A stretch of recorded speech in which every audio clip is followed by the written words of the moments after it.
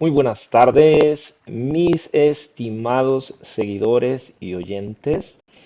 Hoy es día 9 de mayo del año 2024 y aquí estamos nuevamente en este canal Psicovivir con propósito, haciendo una transmisión dedicada a la salud mental. Bien, el día de hoy nosotros pretendemos hablar un poquito acerca de la ansiedad. La ansiedad, pues es un tema que abarca muchísima información. Y yo estoy seguro que cada uno de ustedes va a disfrutar muchísimo que podamos conversar en este canal el día de hoy acerca de la ansiedad. Lo primero que les preguntaría, ¿quién no ha sentido alguna vez ansiedad? Creo que todos responderíamos inmediatamente que en alguna vez de nuestra vida hemos sentido ansiedad. Sin embargo, lo más importante es comprender los diferentes tipos de ansiedad que nosotros podemos sentir.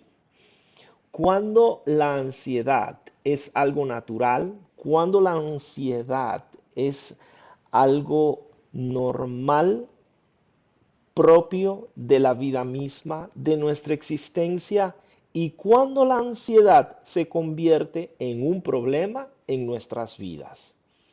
Así que por aquí comenzamos esta discusión. Yo espero que sea del agrado de ustedes y que podamos hacer un buen desarrollo de este tema. Bien, veamos ahora la definición de ansiedad. La ansiedad es una respuesta natural del cuerpo ante situaciones que se perciben como desafiantes, diferentes, retos, etcétera. Hasta ahí la ansiedad es algo normal, no es algo de lo cual uno realmente se tenga que preocupar.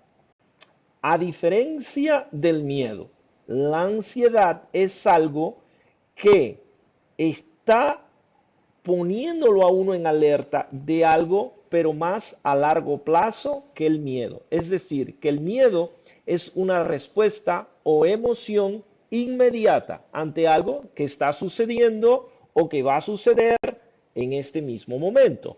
Sin embargo, la ansiedad es algo que nos está previniendo de un peligro o alertando sobre algo que va a ocurrir a largo plazo.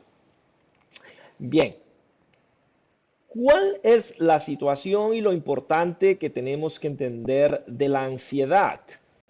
Que la ansiedad es algo normal, es parte de lo que llamamos los psicólogos el proceso adaptativo. Nosotros los seres humanos somos seres que nos hemos venido adaptando al medio ambiente y que seguimos cada día de nuestra vida adaptándonos. Estamos en adaptación constante.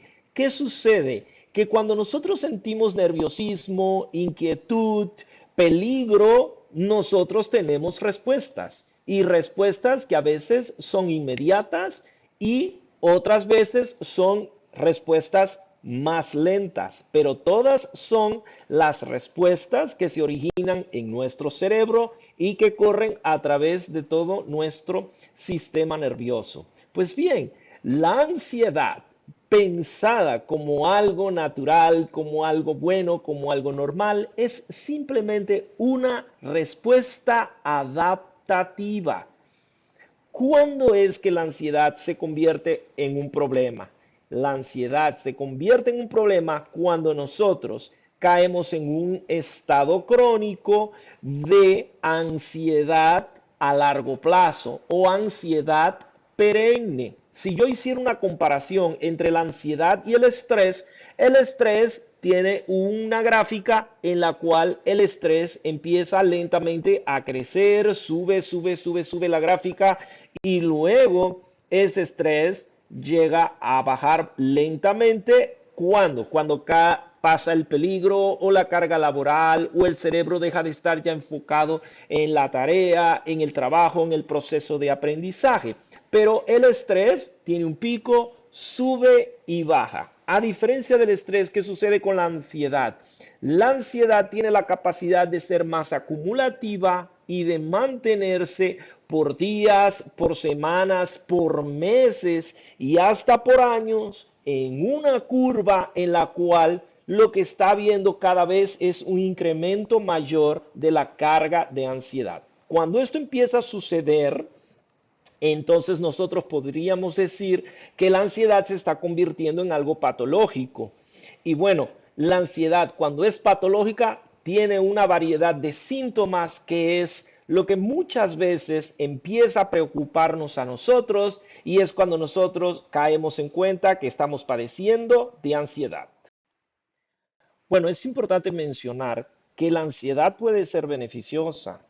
¿Pero cuándo? Bueno, la ansiedad es beneficiosa cuando la ansiedad nos está anunciando de que un peligro, un problema puede suceder.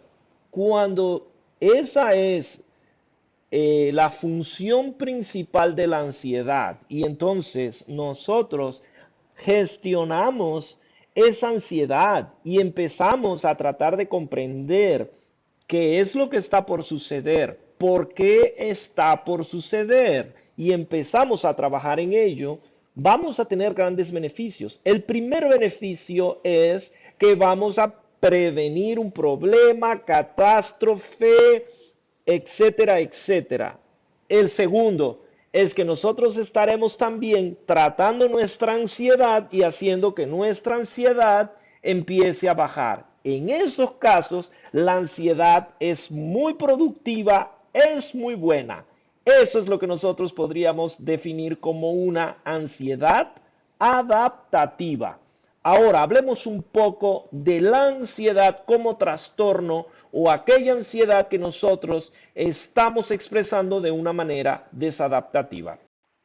Bueno, ahora al hablar un poquito acerca de los trastornos eh, causados por ansiedad, yo quiero hacer brevemente un comentario sobre cómo los psicólogos trabajamos con la ansiedad.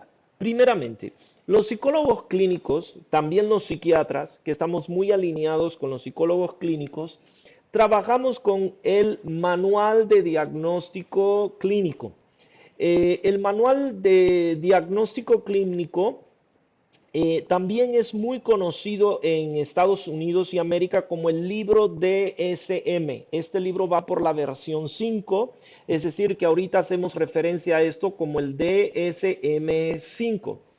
En Europa hay un manual equivalente que es conocido como el CIE y va por la versión 10.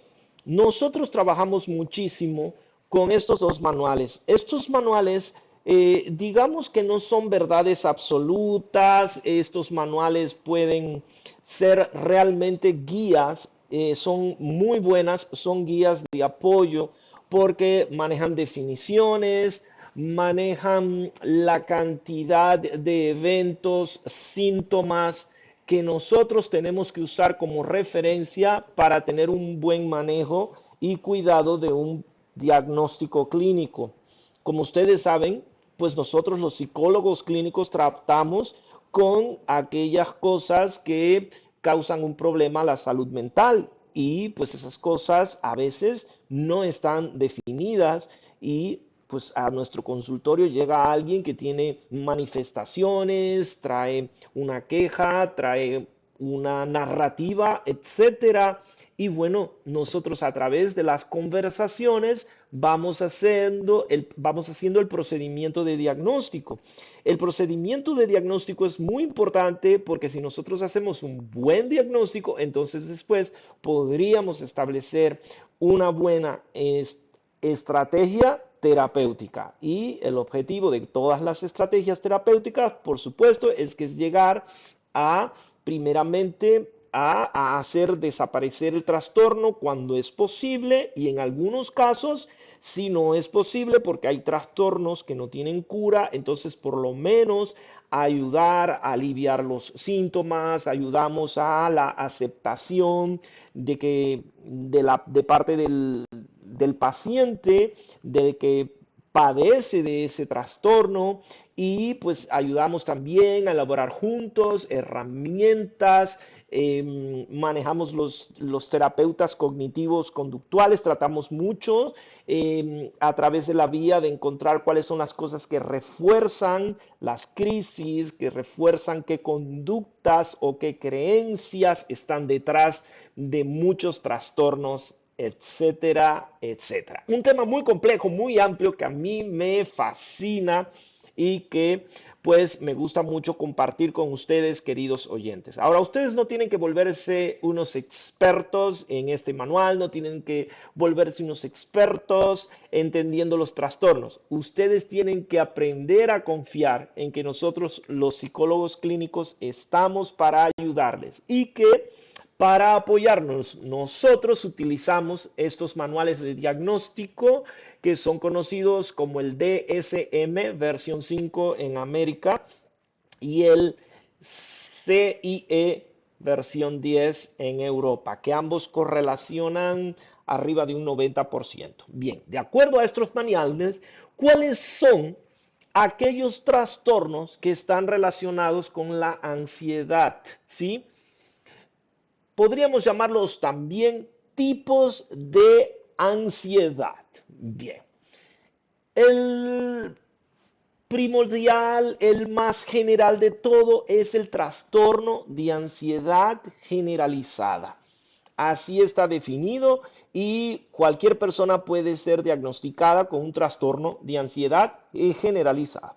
Bien, ¿cómo son las características de este trastorno? Una persona que sufre de trastorno por ansiedad generalizada debe ser una persona que muestra una preocupación crónica y excesiva en relación a eventos y actividades cotidianas. Una persona con el trastorno de ansiedad generalizada también puede preocuparse constantemente por la salud, por el trabajo, por los familiares, inclusive por razones que para los demás parecen no importantes. Bueno, un ejemplo de la vida real, tenemos un familiar que constantemente se está quejando de todo, que siempre tiene una queja, siempre se muestra preocupado, se muestra cansado, se muestra un poco temeroso y bueno, y repite y repite y repite, se queja de todo mundo, se queja de todo. A veces esta persona puede ser muy molesta en nuestra familia, ¿verdad? Bueno, podríamos estar enfrente de un familiar que sufre del trastorno por ansiedad generalizada. Muy bien, sigamos hablando de este tema tan interesante que es la ansiedad y los efectos que la ansiedad tiene en la calidad de nuestra vida y nuestra salud mental. Ahora quiero hablar con ustedes el trastorno conocido como ataque de pánico. No todo el mundo sabe o ha sufrido afortunadamente lo que es un ataque de pánico, pero los que han vivido un episodio de ataque de pánico entenderán lo que estoy tratando de transmitirles. Es una de las cosas más desagradables que puedan pasarnos y es una de las cosas que producen uno de los miedos más intensos que el ser humano pueda alguna vez en la vida sentir. Bien, y este trastorno es un trastorno muy amplio del cual podríamos pasarnos horas hablando. Sin embargo, la idea no es volvernos volvernos unos expertos en cada trastorno, sino entender un poco sobre los diferentes trastornos y también entender un poco cómo nos afectan a nivel físico, emocional, cognitivo, a nivel de nuestras relaciones humanas, etcétera. Bien, quienes padecen el ataque de pánico, lo más interesante es que pueden sentir un miedo abrumador y síntomas físicos como palpitaciones muy intensas, sudoración, temblores y pueden llegar inclusive hasta sufrir desmayo y perder el conocimiento. Así de intenso puede ser el ataque de pánico. Hay una estadística que después tendría que buscar la ficha bibliográfica, pero es una estadística que se hizo en un estudio a través de seguimientos con varios hospitales en alguna parte del mundo, que nos habla de que más de un 60% de los supuestos ataques al corazón o al miocardio, infarto, que llegan de los supuestos infartos que llegan a los centros de emergencia en el mundo, no se refieren a un infarto o ataque al corazón, sino a un ataque de pánico. ¿Y por qué? Pues lo que pasa es que la sintomatología es sumamente parecida. Sumamente parecida. Entonces, lo peor es que quien está padeciendo un ataque de pánico y nunca antes lo había sufrido, que no sabe que es una persona que tiene problemas con la ansiedad, que no sabe gestionar su ansiedad, que no lo ha sabido, que no ha sido diagnosticada, que no lleva una terapia o una medicación, porque la ansiedad a veces requiere llevar inclusive una medicación. Y aquí es tu psiquiatra quien determina cuál es la medicación que tienes que llevar, en qué dosis, y junto psiquiatra y terapeuta clínico, pues trabajan en conjunto por tratar de aliviar esos síntomas, y el terapeuta clínico, el caso es el rol que un servidor desempeña. Trabajamos mucho por ayudarte a entender el trastorno, las causas del trastorno, pero sobre todo los desencadenantes del trastorno, y ayudar a entender cuáles son las conductas que tienes que empezar a erradicar y cuáles conductas tienes que empezar a incrementar para poder erradicar este trastorno. Bien, como les decía, no es un tema de que te vuelvas un experto en trastornos, pero si hay un trastorno terrible y que realmente te puede ocasionar malestares terribles, es el ataque de pánico. Bien, ¿qué otras cosas puede ser el ataque de pánico? Bueno, te puede destruir socialmente. ¿Por qué? Porque puedes llegar a desarrollar trastorno de pánico con agorafobia. La agorafobia es aquella parte del trastorno que se refiere al miedo a salir a lugares públicos. Y entonces llega a ser que muchas personas ya empiezan a tener conductas evitativas, como salir de casa, no quieren ir al centro comercial, no quieren subirse al auto, no se quieren subir al autobús. ¿Y cómo te empieza a afectar esto? Pues empieza a afectarte de una manera terrible, en que tu vida se empieza a trastornar. Probablemente te afecte laboralmente, te va a traer trastornos con la pareja, te puede traer trastornos con los hijos, con los vecinos, etcétera, etcétera. Amigos, en conclusión, si tienes un trastorno de ansiedad, realmente debes de hacer algo por resolverlo. Pero si estás enfrente del trastorno de pánico, que es el trastorno más, digamos, más significativo de los trastornos relacionados con la ansiedad, tú estás en problemas y debes de resolverlo. ¿Ok? Sigamos. Bueno, hablemos ahora de un trastorno que es muy interesante y que algunos de ustedes probablemente no sepan que existe, o no sepan que esto es un trastorno, cuando a lo mejor sufren los síntomas de él. Y este es conocido como el trastorno de ansiedad social, ¿sí? Bien, ¿cómo se manifiesta este trastorno? Pues este trastorno simplemente se manifiesta a través de un miedo intenso a ser juzgado o rechazado en situaciones sociales. Esta es la parte donde las creencias entran a jugar un papel muy importante, y podríamos llamarlo así como las situaciones que em, incrementan la probabilidad de que el trastorno se manifieste. Y bueno, ¿cómo podría ser la parte conductual? Pues la parte conductual podría ser que te cuesta hablar en público o interactuar en una reunión social. Es importante que ustedes entiendan que nosotros, los psicólogos cognitivo-conductuales, creemos muchísimos en una tríada, que es la tríada pensamiento. En los pensamientos están incluidas las creencias, las actitudes, etcétera.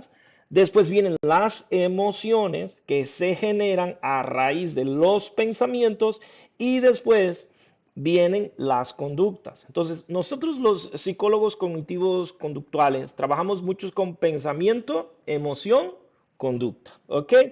Bien, y entonces en todos los trastornos nosotros siempre estamos analizando las tres partes. Y una de las cosas que hacemos es un análisis exhaustivo de cómo esas tres partes interactúan y también vemos muchísimo una parte que le llamamos lo que son los estímulos y las respuestas. ¿Y qué hacemos con los estímulos, con las respuestas? También hemos estudiado acerca de lo que son los condicionamientos. Está el condicionamiento clásico y el condicionamiento operante y entendemos el comportamiento muchísimo a través de estímulo-respuesta y cómo se manifiestan los condicionamientos clásicos y operantes en ese modo en que nosotros nos conducimos. Eso no significa que nosotros no creemos en la parte biológica, genética, en la herencia, pero nosotros le damos muchísima importancia a lo que aprendemos, a lo que está en nuestro alrededor y a los estímulos que estamos recibiendo constantemente. Eso es primordial en nuestra fase de diagnóstico y también en la implementación de estrategias para minimizar los efectos, aliviar los trastornos y ayudar a la gente a tener conductas más adaptativas que lo llevan a tener mayor estabilidad emocional y por supuesto tener un desempeño mental que cause mayor placer o satisfacción o en otras palabras decir que sea conductual. Bien, volviendo a este trastorno de la ansiedad social, lo que les puedo decir es que todo tiene un límite. Si tú eres, por ejemplo, tocas un instrumento, puede ser el piano, por ejemplo, ustedes saben, los que me conocen, que a mí me gusta mucho tocar el piano. Bueno, no puedes tocar el piano sin sentir miedo. Cada vez que yo voy a hacer una grabación de piano y me siento al piano, yo siento miedo, sí, siento el miedo, aunque la esté haciendo solo desde mi casa, con mi cámara, yo tengo todo mi tiempo y voy a poner mi set, etcétera, etcétera, yo tengo miedo. Eso no es en ese momento un trastorno de ansiedad social. Esa es la parte donde el miedo es adaptativo. Esa parte inicial, ese miedo inicial, me lleva a mí a sentir mayor responsabilidad por lo que voy a ejecutar. Es decir, no vayas a ejecutar, pues mal. Trata de no equivocarte. La música es muy exigente. Los que somos artistas, ya seamos pianistas, violinistas, que toquemos la trompeta, el clarinete, los cantantes, pero también los pintores, los actores y así todos los artistas tenemos mucha presión, todos sentimos miedo. El miedo no es una emoción buena ni mala. El miedo puede ser adaptativo o desadaptativo. Lo que es desadaptativo, o podríamos llamarlo entre comillas malo, es cuando es excesivo y cuando nos lleva a conductas evitativas o conductas disfuncionales. Entonces, ¿cuándo hay un trastorno de ansiedad social? Cuando esto está expresado en el extremo y entonces tú, si eres un pianista, no puedes ejecutar en público, porque desde que te sientas en el piano, las manos comienzan a temblar y el miedo es más fuerte que tú. Y entonces, pues puede generar en que a lo mejor si llegas allí y empiezas a tocar, pues te equivoques muchas veces, te equivoques mucho más de lo que debiste haberte equivocado, porque a lo mejor tenías muy repasado, muy practicada la pieza, a lo mejor la pieza es muy difícil, sí, pero cuando tu miedo es mayor y te supera, entonces estamos hablando de un trastorno de ansiedad social. Pero ¿qué hay detrás? Detrás de los trastornos siempre hay factores cognitivos muy fuertes y muy importantes. Y detrás de este trastorno lo que hay es excesivamente un miedo intenso a ser juzgado, rechazado, descalificado o como tú le quieras llamar. Creo que con esto ya vas entendiendo un poco que si por ahí viene la causa, por ahí también va a venir el tratamiento, ¿sí? y cuáles son las técnicas que vas a tener que implementar junto con tu terapeuta para poderlo resolver. Importante que consideres, los terapeutas no sanamos a nadie. Los terapeutas no le resolvemos el problema a nadie. Somos nosotros mismos quienes resolvemos nuestros problemas. Los terapeutas simplemente somos un vehículo. Es como que tú manejas de una ciudad a otra y te tienes que subir un auto porque la distancia es muy grande, son 80 kilómetros, no puedes ir caminando 80 kilómetros para llegar tal vez en una hora. Necesitas un auto, pero ¿quién manejó?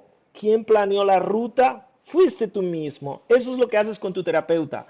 Por eso es que la terapia es algo que es muy bueno. Si tú entiendes que tú no vas a ir y el terapeuta va a hacer magia por ti. Otra cosa que no es la terapia es que no es un medicamento. Porque el medicamento sí actúa solo, él entra a tu cuerpo, funciona en sangre, el cuerpo lo metaboliza y empieza a surgir los efectos, pero la terapia no. La terapia la tienes que metabolizar a través de tus pensamientos, tus decisiones, tus conversaciones y es entonces la relación consultado-terapeuta la que va a generar los resultados, ¿ok? Bien, entonces aquí seguimos conversando de este tema tan interesante como la ansiedad, cuando la ansiedad es adaptativa, cuando la ansiedad es necesaria y cuando la ansiedad se convierte en un trastorno y estamos en esta parte viendo algunos de los trastornos que están relacionados con la ansiedad. Vamos a hablar ahora de otra cosa que es muy común que suele suceder y que está altamente relacionada con la ansiedad. Ahora les voy a hablar de las fobias. Primeramente les preguntaría, ¿cuántos tipos de fobias conocen? ¿Podrían repasarlo en su mente? Hay múltiples fobias. Vamos a hablar pues de algunas de las más comunes y pues una de las fobias más comunes que hay es la fobia a las alturas, conocida como acrofobia. La fobia yo creo que más conocida por todo el mundo es la claustrofobia y es el miedo a estar en lugares cerrados. Y está la aracnofobia, que es la fobia que tenemos a esos insectos tan terribles. Yo creo que yo la padezco y es el miedo a las arañas específicamente, pero yo creo que también te puede dar cuando ves un alacrán, cuando ves insectos y cuando ves cualquier otro tipo de insecto. Pero existen otras cosas que hoy hablamos que tienen implicaciones sociales como la xenofobia, como que es cuando tienes fobia a la gente extranjera, diríamos, pero que es gente diferente a ti. Está la homofobia, que es cuando tienes fobia a los homosexuales. Y por así decirlo, hay una cantidad de fobias enormes, ¿sí? No es necesario ahora que las mencionemos cada una de ellas, pero sí es muy importante que consideremos que existen n número de fobias. Bien, ¿cuál es la definición más simple de la fobia? La definición más simple de la la fobia es un miedo irracional. Y cuando decimos miedo irracional, nos estamos refiriendo a que es un miedo que tú no racionalizas. Si padeces de alguna fobia, ya sea a las arañas, a las alturas, ya sea que le tienes miedo a subirte al avión, o te da miedo desde que te subes a una escalera y subes un piso, ya sentiste miedo, o tienes la claustrofobia, trata de pensar qué cosa es lo que origina ese miedo, porque detrás de esa fobia está un miedo muy grande, pero ese miedo no es más que la emoción, y detrás de esa emoción hay una creencia todavía que encontrar. Y ahí es donde está lo que nosotros definimos como un miedo irracional. ¿A qué se refiere la palabra irracional? Pues se refiere que es un miedo que no tiene base racional, es decir, no tiene sentido, hablando racionalmente, que sufras de ese miedo, pero lo sufres. Las fobias, hasta hoy los científicos creen que son aprendidas, pero la ciencia avanza todos los días tenemos nuevos aportes científicos y se pueden encontrar que pues hay cosas aprendidas que se pueden heredar. Es decir, y sí me consta, porque para mí fue un reto profesional cuando alguna vez conocí un niño autista y que estaba muy cercano a mí, o del espectro autista, no era 100% autista, era solamente del espectro, es decir, era un niño Asperger, high functioning, que funciona en teoría arriba del 80% bien en todo, pero es del espectro. Y este niño, yo me di cuenta que tenía claustrofobia. Me di cuenta porque entramos en un elevador y entonces mi pregunta fue a la madre, dijo, pero ¿dónde aprendió a tenerle miedo a los lugares cerrados? Porque técnicamente detrás de las fobias hay un aprendizaje. Entonces, es un tema muy interesante y lo que ustedes aquí deben de considerar es que las fobias están dentro de los trastornos que están verticalmente considerados dentro del DSM-5 y el CIE-10 como trastornos de ansiedad, trastornos relacionados con la ansiedad. Bien, vamos a seguir hablando de otros trastornos más. Hablemos ahora del trastorno de ansiedad por separación. Este trastorno a lo mejor no lo escuchamos muy a menudo, pero también es un trastorno. Y este trastorno se manifiesta muchísimo en niños, y es en niños que tienen miedo a separarse de los padres, ¿sí? Esto lo podemos ver muchas veces cuando en la casa el niño empieza a gritar terriblemente cuando el padre se lo da a que lo cargue un amigo, un familiar y el niño empieza a dar unos gritos tremendos, a llorar, a patalear, etcétera. Que hay una expresión de una ansiedad muy fuerte y aquí podríamos estar enfrente de este trastorno. Como les digo, todo tiene que ver con creencias. Las creencias y los pensamientos tienen que ver muchísimo con el proceso de aprendizaje y nosotros lo que hacemos en consulta es exactamente evaluar nuestros aprendizajes y a muchas veces trabajamos con técnicas como la reparación cognitiva, el mindfulness, técnicas de relajación, técnicas de exposición, etcétera, etcétera. Pero todas estas técnicas nos ayudan muchísimo a erradicar n número de problemas. Y las fobias exactamente, sí les puedo decir que es algo muy común, que sean tratadas a través de la terapia cognitivo-conductual, puesto que como está demostrado científicamente que es algo muy relacionado con el aprendizaje, pues las técnicas que te pueden dar las terapias cognitivo-conductuales pueden ser de gran valor en la gestión y mejora de estas fobias. Bueno, hay muchos trastornos más, pero yo quiero mencionar el último trastorno que les traigo en este video y es el trastorno de ansiedad por enfermedad. Y ustedes dirán algunos, ¿existe este trastorno? Existe. El trastorno de ansiedad por enfermedad es un trastorno que también molesta mucho, causa mucho deterioro a la persona que lo sufre porque la persona constantemente está preocupada por su salud. Entonces es una ansiedad por cómo está su salud. Bien, ahora vamos a pensar racionalmente. ¿Es importante la salud? Es lo más importante que tenemos. Es importante la salud mental, pues yo estoy hablando de salud mental y me dedico como psicólogo cognitivo-conductual a trabajar por el bien de la salud mental de todos.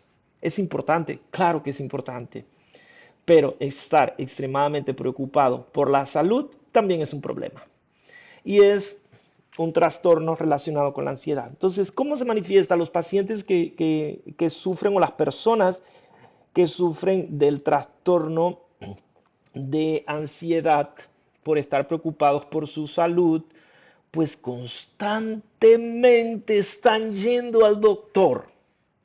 Sí, hay una palabra que lo define y es la palabra hipocondria o hipocondriasis, o alguna vez etiquetamos a la persona como un hipocondríaco. ¿Han oído hablar alguna vez de alguien que, pues, coloquialmente en la conversación dice, ay, pero es que es un hipocondríaco, no le hagas caso? Bueno, ese es uno de los peligros más grandes de este trastorno, que a veces el médico de cabecera del hipocondríaco ya no le quiere prestar atención a las cosas que el paciente le reporta. Ya no le quiere mandar más estudios porque ya le hicieron en el tomógrafo, ya lo revisaron desde la cabeza hasta las uñas. Estudios de imagenología ya le hicieron todos. Ya lo pasaron por todos los especialistas, ya lo pasaron por el internista, ya lo pasó por el cardiólogo, ya lo pasó por el internista, ya lo pasó por el ortopedista, ya lo pasó por el inmunólogo, pero la persona se sigue quejando de molestias. Y si esa persona es capaz, porque llegan a desarrollar tal sensibilidad, que si su ritmo cardíaco, que es normal en cualquier persona, sufre un pequeño cambio, sucede muy común cuando cambiamos de alturas y vamos en la carretera y empezamos a subir una montaña, el corazón empieza a acelerarse porque tiene que tomar más oxígeno. A mayor altura hay que tener mayor demanda de oxígeno. ¿Por qué? Porque hay menos oxigenación en la atmósfera. Es algo físico y simple. Bueno, estas personas se llegan a panicar. Es decir, que aquí podemos ver una comorbilidad entre este trastorno y el ataque de pánico y otros trastornos más. Estas personas también se destruyen la vida, van excesivamente al doctor, sus gastos son excesivos, la cantidad de estudios clínicos que le demandan a su médico de cabecera es exagerada, ¿sí? Y cuando están enfermos realmente tienen un miedo feroz de perder la vida.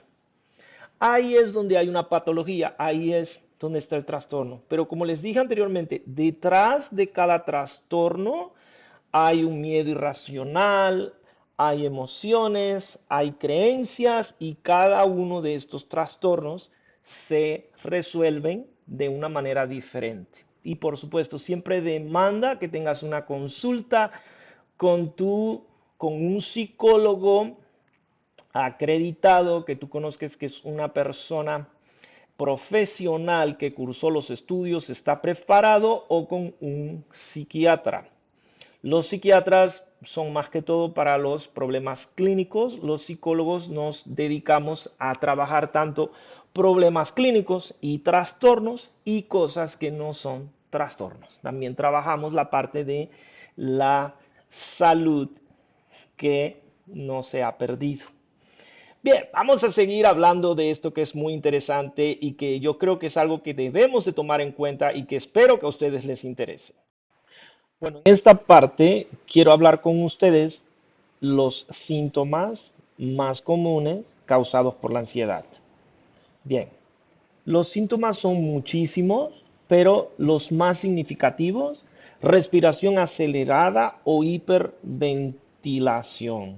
Esto es súper común. Las personas ansiosas se hiperventilan muy a menudo. Y bueno, en la terapia una de las cosas que hacemos es aprender. De esto les hablaré más adelante cuando hablemos un poco de los tips o técnicas que podemos utilizar para minimizar los estados ansiosos. Entonces, respiración importantísima. Uno de los grandes problemas que tiene la ansiedad es que nos pone a respirar mal, nos hiperventilamos, es decir, que esto hace que reduzcamos la cantidad de oxígeno que nos lleva al cerebro y lo que nos provoca unas sensaciones terribles de mareo, ligereza, es como que sentimos que vamos a salir volando, ¿no? Otra cosa que causa la ansiedad es la tensión muscular. Entonces, los ansiosos llegan a tener nudos en la espalda, en las piernas, se sienten rígidos, tensos, se llegan a dañar muchísimo, pues muchas zonas musculares de su cuerpo y muchas veces están creyendo que es otra enfermedad y que creen que es ansiedad. Otra cosa es el aumento de la frecuencia cardíaca. Pero fíjense en los síntomas, es importante que me presten atención porque algo que es un síntoma de ansiedad, nosotros, ¿qué nos pasa? Y sobre todo cuando somos ansiosos, lo interpretamos como un problema de salud diferente y vemos como problema de salud esa respiración acelerada y corremos a cardiólogo. Tensión muscular, pues no sé, vamos a ver al internista o también vamos a ver otro doctor. Aumento de la frecuencia cardíaca corriendo al cardiólogo. La presión arterial también puede causar incrementos de la presión arterial y es lo que le llamamos las personas que tienen hipertensión arterial causada por ansiedad y que es un tema muy común porque los psicólogos entendemos que hay personas que aunque estén diagnosticadas hipertensas, son personas que tal vez por una reacción psicológica se les activa la frecuencia cardíaca, incrementan también la presión arterial y aparte del medicamento que les dé el cardiólogo, estas personas sí necesitan tomar una terapia para reducir la ansiedad y a veces tomar un medicamento que puede ser un ansiolítico o un antidepresivo. Después hablaremos de los medicamentos, ¿sí? Boca seca es otro síntoma. Dolor de cabeza. En sí, que los síntomas de la ansiedad son múltiples. Todos son síntomas realmente desagradables y lo peor que tienen es que estos síntomas nosotros como seres humanos tendemos a confundirlos. Creo que una de las cosas más frustrantes que vivimos los psicólogos y que conocemos el tema de la ansiedad es cuando estamos conversando con un ansioso. Bueno, yo los llamaría esos ansiosos que lo saben todo, porque está, aunque eso es otro trastorno psicológico, pero ese trastorno, ese ansioso que está conversando contigo y te está vendiendo la idea de que él tiene otras enfermedades. Y a veces nosotros pues intentamos, por favor, pero la enfermedad primordial, la peor que tienes es la ansiedad. Por favor, hazme caso. Trata tu ansiedad primero. Veamos si baja esta sintomatología tratando tu ansiedad y después vas con los demás doctores. No, no, pero es un tema de condicionamiento, yo lo llamo un tema de aprendizaje social y pues la medicina funciona así en nuestra sociedad y a nosotros nos gusta mucho más. Nosotros somos como los perritos, nos gusta que nos pasen la mano, pero nos gusta más que nos pase la mano un cardiólogo a que nos la pase un psicólogo. Socialmente también hay cierta aversión a los psicólogos. Reconozco que han habido malas prácticas, hay charlatanería, hay de todo en el mundo de la psicología. La psiquiatría también, a nadie le gusta caer en el exceso de la farmacología, pero sí les puedo decir que muchas cosas son de origen psicológicas y no son de origen orgánica. Es decir, no es un mal funcionamiento que hay de uno de tus sistemas. Es decir, al menos no es del sistema cardiovascular, no es del sistema circulatorio, no es del sistema óseo, pero sí es de tu sistema nervioso, es del campo de la psicología. Pero bueno, ahí lo vamos a dejar. Ahora quiero hablarles un poco de, bueno, ya vimos los síntomas, ahora vamos a hablar de lo que más me gusta a mí. Esta es la parte, es el pastel, el postre. ¿Qué cosas podemos hacer y qué creo que es lo que a ustedes más les interesa, aparte de la terapia cognitivo-conductual?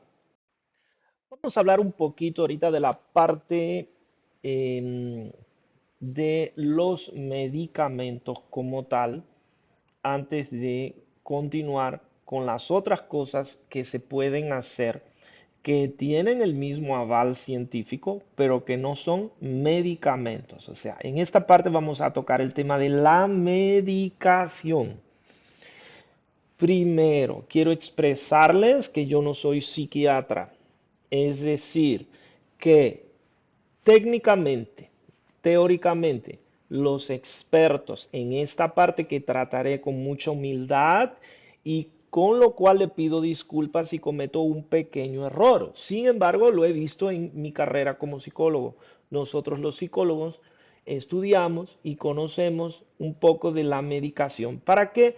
Porque muchas de las personas con las cuales estamos trabajando están bajo medicación y porque nosotros tenemos una relación estrecha con los psiquiatras y tenemos que conversar a veces ambas partes muchísimo para entender cómo está respondiendo el paciente en general ante el trastorno y esto hace que el psiquiatra tenga que ajustar un poco los medicamentos y nosotros a veces tenemos que ajustar ciertos aspectos de la terapia. Ok.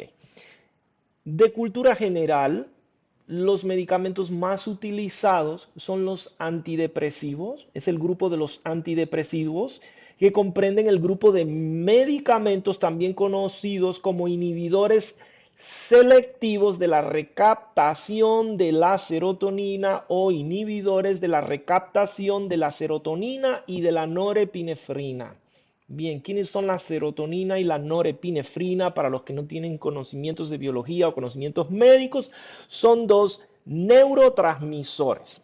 Para eso habría que hablar un poco de biología, no es el enfoque de esta charla, pero lo importante es entender que el cerebro humano está compuesto por diferentes partes, pero que dentro del cerebro humano pues hay diferentes tipos de células y hay diferentes tipos de neuronas.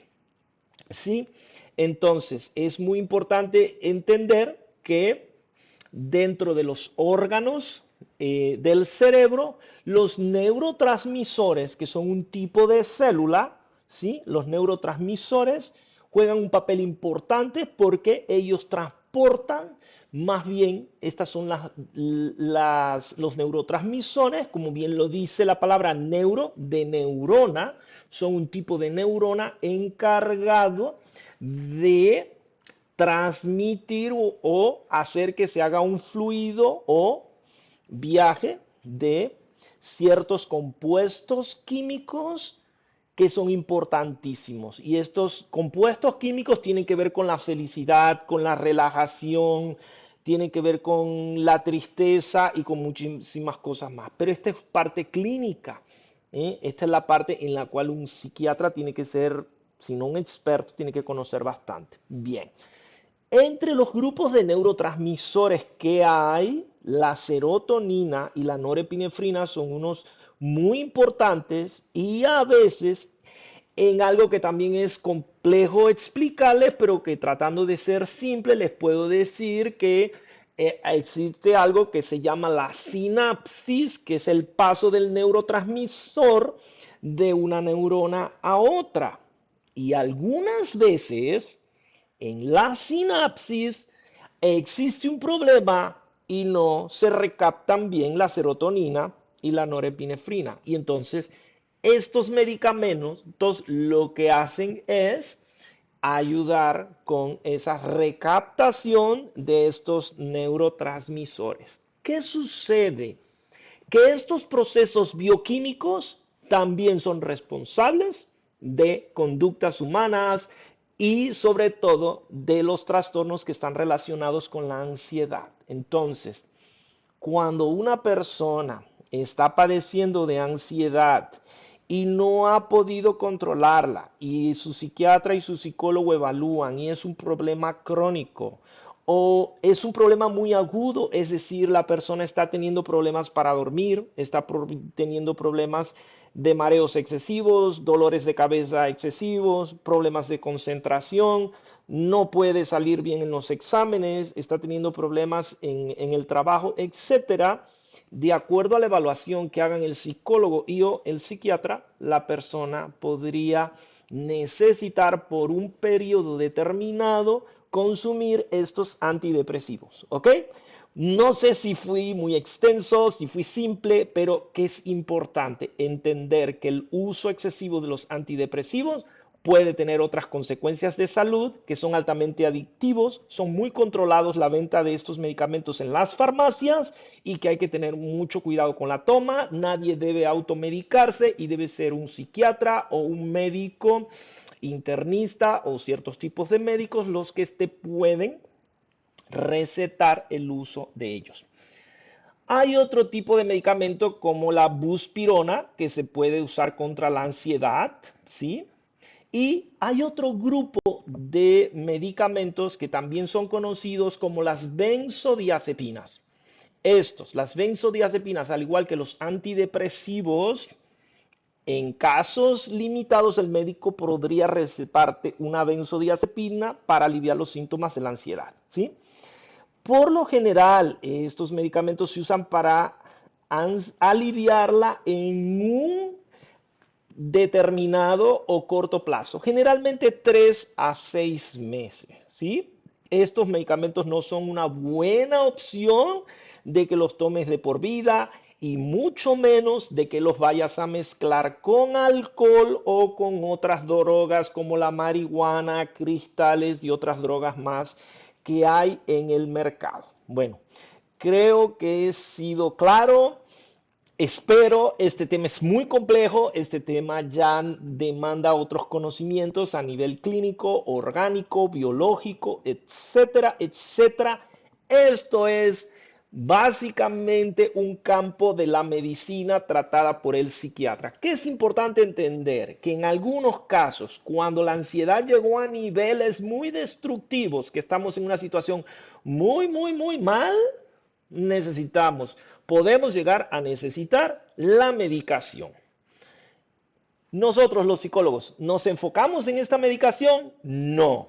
Nosotros trabajamos en equipo con el psiquiatra, con personas que están tomando la medicación para bajar drásticamente los síntomas y ayudar a que cuando la persona termine el proceso de medicación ya tenga un proyecto de trabajo psicológico que lo ayude a seguir adelante de por vida y evitar volver a caer en una crisis ansiosa sin necesitar usar medicamentos contra la ansiedad de por vida. ¿Ok? ¿Hasta aquí estamos bien? Y bueno, ahora voy a entrar en la parte en la que, si no me considero un experto, por humildad les puedo decir que es a lo que he dedicado mucho tiempo de mi vida en el estudio, en la práctica. ¿Y cuáles son esos remedios que nosotros podemos implementar aparte de la psicoterapia? Cuando hablo de psicoterapia, hablo de la terapia cognitivo-conductual. Hay otros tipos de terapia, las cuales tengo mucho respeto profesional sobre ellas, que también les pueden funcionar.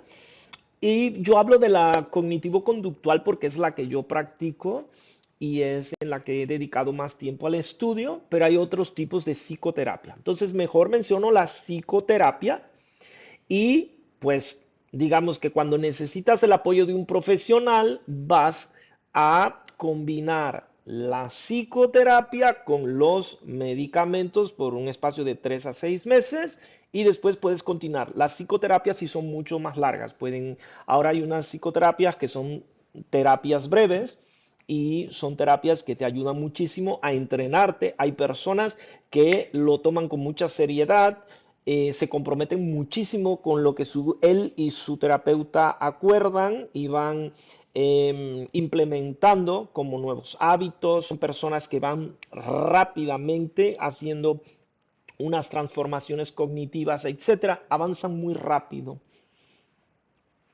Ahora, ¿qué hay también? Pues hay cosas caseras. Y es lo que más me gustaría decirles. ¿Por qué estas cosas caseras que no necesitas al psicoterapeuta y al psiquiatra al lado tuyo para implementarla, te pueden ayudar muchísimo con la gestión de tu ansiedad, del estrés por no padecer de ansiedad?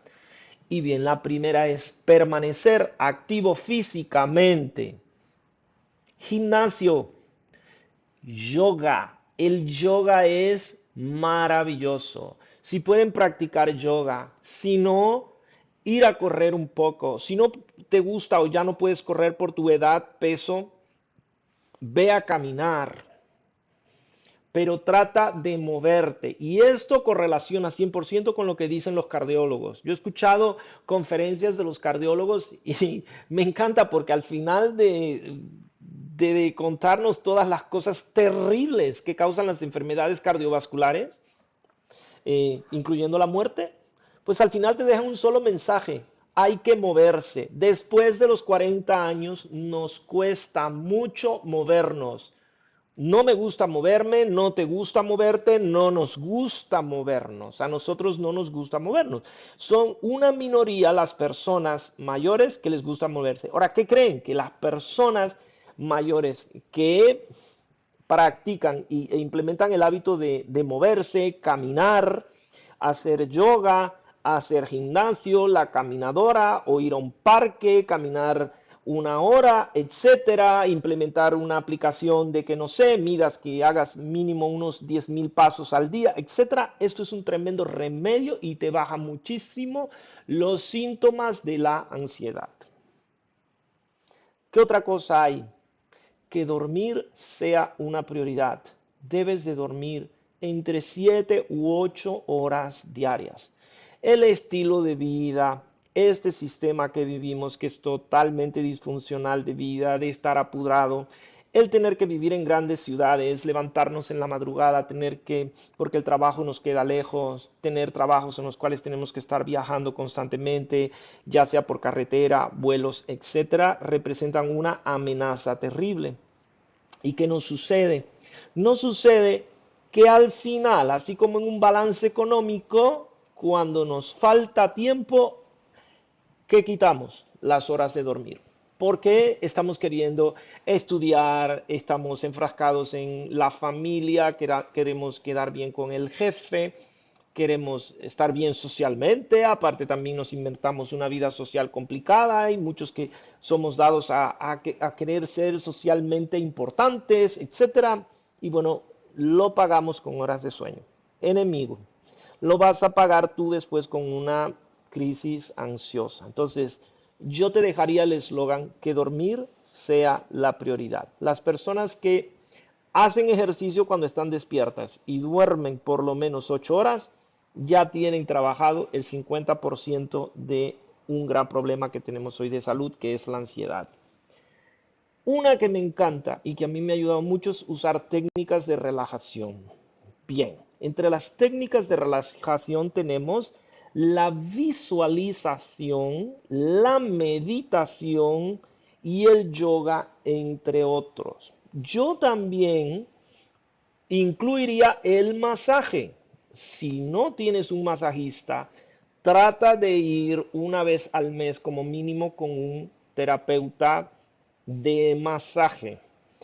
El masaje tiene mucha mala prensa, hay quien lo utiliza para otras cosas, pero ¿qué crees? Que es que eso también relaja, porque técnicamente, técnicamente está comprobado que los neurotransmisores y las hormonas que movemos durante el masaje son tremendamente saludables. Entonces, yo creo 100% en que te acuestes en la cama de masaje y que tu masajista empiece, sea de acuerdo a su técnica, ya ellos tienen unas técnicas específicas y empezando a trabajar a veces por los pies o a veces comienzan por la cabeza, otras veces empiezan por las piernas, pero el masaje tiene toda mi recomendación. El yoga, excelente. La meditación, Eso de que te puedas sentar tranquilo y ya sea que hagas meditación por un mantra, donde haces una repetición constante y puedas tratar de dejar tu cerebro en blanco y puedas tratar de olvidar todos los problemas que tienes alrededor y enfocarte en la repetición de esas palabras, tiene grandes, grandes beneficios. Hay alguien que es experto en la meditación que a mí me gusta mucho, que es Deepak Chopra. Lo he seguido, he encontrado sus meditaciones en YouTube. YouTube está lleno de meditaciones. Hay meditaciones que son para practicarlas a la hora de dormir. Hay meditaciones que se practican cuando te levantas, pero la meditación no tiene horario del día. La puedes hacer en cualquier horario. Hay meditaciones que llevan una música de fondo. Hay personas que son expertos con una voz muy agradable, con una voz donde ellos te van guiando y te van llevando a estados de conciencia que al final te producen una relajación. Porque la ansiedad está muy relacionada con la incapacidad que tenemos por no haber aprendido a relajar nuestra mente y nuestro cuerpo. La visualización yo lo llamaría un tipo de meditación, pero es una meditación donde específicamente puedes visualizar cosas agradables. Es importante que trates de desconectarte de todo lo tóxico. Si tu cerebro acostumbra a rumiar constantemente y estar pensando en que en el trabajo que está fulanita que te causa problemas y que el jefe te dijo y que si el jefe no te dijo, pero lo que pasa es que tú quieres ser promovido y quieres que todo el mundo vea que tú eres el mejor trabajador o la mejor trabajadora y etcétera, etcétera. Y aparte de que vives ese infierno mental en tus 8 horas de trabajo, te llevas eso a casa, es altamente probable que caigas en un trastorno de ansiedad generalizada o en una crisis de ansiedad muy pronto y te veas inmiscuido en tener que visitar después del cardiólogo, no hablé de los problemas gástricos, pero el gastroenterólogo, pues ese es otro que se hace millonario contigo por los problemas gástricos que ocasiona la ansiedad, para que al final lo que entiendas es que tienes que aprender a relajarte y, bueno, a veces has gastado muchísimo dinero y tiempo tratando de encontrar las causas y luego la solución. Trata de comer de manera saludable. La alimentación es muy importante. Trata de comer sano. Concéntrate en los vegetales. A todos nos gusta mucho la carne. No todos somos de gusto, preferencia vegana o, o, o ¿cómo decir? Que vegetarianos. Pero trata de, por ejemplo, consumir bien cereales, integrales, pescado. Y si tienes la oportunidad de visitar un nutriólogo que te enseñe a comer con más calidad, muchísimo mejor. Y bien, otro remedio casero que te dejo como un tip es trata de dejar de fumar. El fumar no es bueno. Trata de reducir la cantidad de café.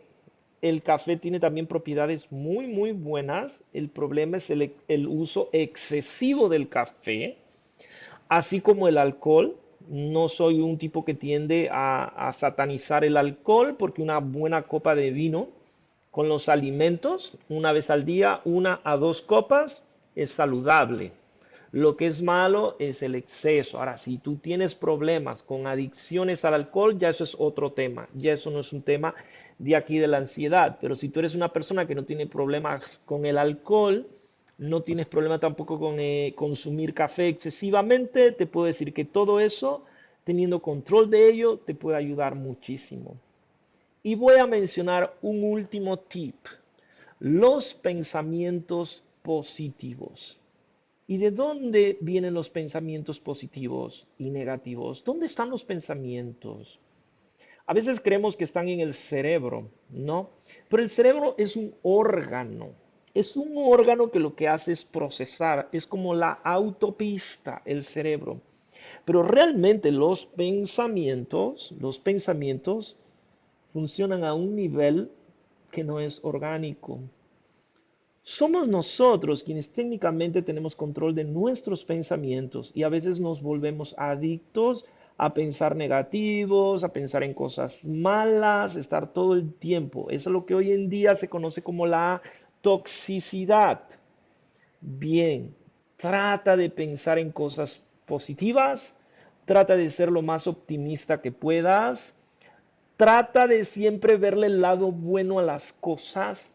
Trata de frecuentar los mejores lugares, no los más caros. He dicho los mejores lugares donde puedas sentir paz, tranquilidad, aceptación, amor. No somos magos. Puede ser que a veces no tengas a la mano ir frecuentemente a ellos, pero si trata de provocar que puedas ir a esos lugares lo más que puedas. Y si lo que te produce relajación es mirar una linda puesta de sol, trata de encontrar puestas de sol. Si te produce relajación, ir a ver un lago, caminar alrededor de un lago, trata de caminar alrededor de un lago. Si te lo produce ir al río, trata de ir al río. Si te lo produce oír música clásica, escucha música clásica. Si te lo produce música romántica, escucha música romántica. Pero date un horario del día para que hagas algo para ti, para que te regales algo lindo para ti, porque eres un ser que estás vivo, eres parte de Dios y mereces tener lo mejor. Amigos, amigas, estimados oyentes, espero no haberlos abrumado con tanta información, pero sé que hoy la ansiedad es un problema de salud que de una manera u otra nos afecta a todos. Yo espero que estos tips, que estos conceptos hayan servido para que ustedes puedan mejorar sus hábitos y puedan tener herramientas que los ayuden a tratar de manejar mejor este problema de la ansiedad. Muchísimas gracias y les deseo a todos que tengan una bendecida tarde y un bendecido día. Muchísimas gracias. Hasta luego.